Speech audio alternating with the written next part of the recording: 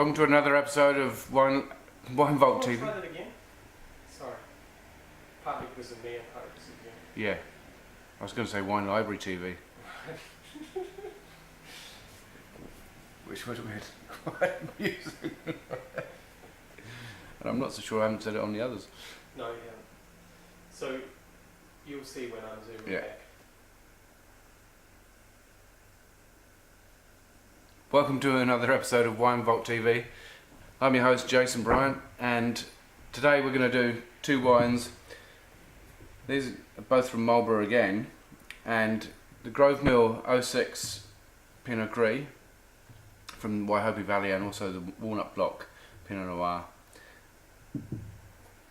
Now, Grove Mill have elected, some years ago, to become sustainable and carbon neutral, and what that is they've elected to pretty much counter all of the carbon emissions that they create by planting forest and other trees around, and so it's a really admirable quality.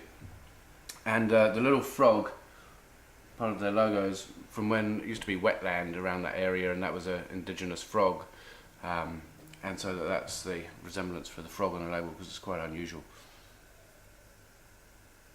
The wine itself has got a bit of rubber on the nose, with some kind of peachy vanilla characteristics going on.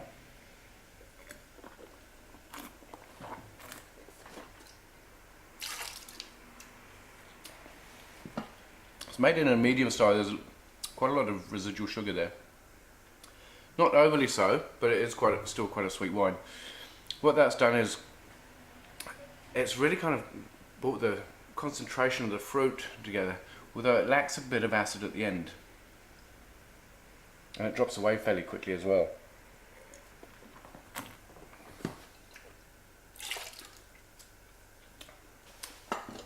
This is extremely ripe and now getting even sweeter. We're almost at that dessert end of the spectrum with this wine, and it would be lovely with kind of mixed fruit platter, and it's just great.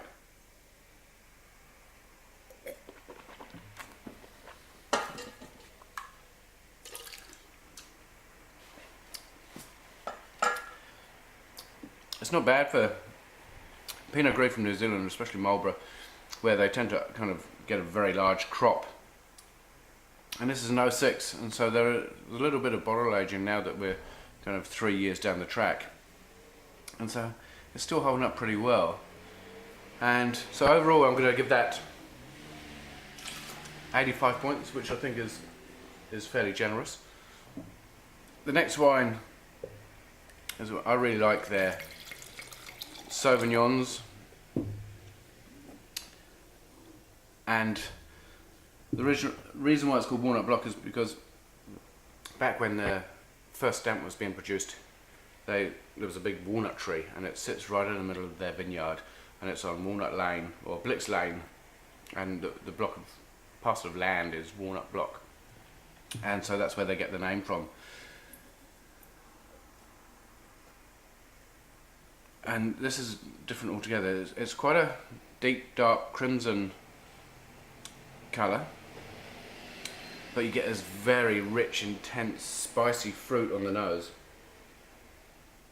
Bit of star anise, very ripe. I think they're called Morello cherries or something like that. There's a tiny hint of earthiness, but it's very clean fruit.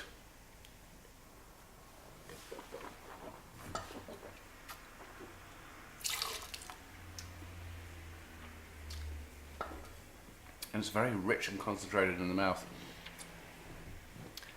but it falls away in the mid palate, which is a bit of a shame. It's a very popular wine here, and it starts off and it's big and ballsy at the front, and then it just disappears in the middle, and then you get a fairly long aftertaste, and it's very ripe, rich kind of fruit. I was hoping that it would actually stay with the course and right the way through.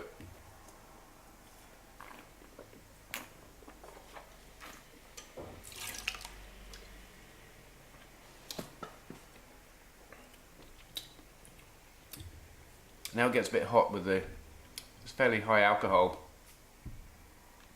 14%. It just gets a bit hot at the end now, and so it just feels slightly out of balance. Maybe it's only an 07, so maybe kind of in a couple of years' time that will may integrate and it may actually become a fantastic one, but at the moment it's not showing its best. So I would actually only give that 83 points, maybe 82. It's not the best example. I mean, their Sauvignon is fantastic and is one of my top 5 Sauvignons from '08, and so they make a pretty good kind of batch of wines. So I've got 85 points here and probably going to go 82 here. Okay, ka kite anō. Until next time, see you later.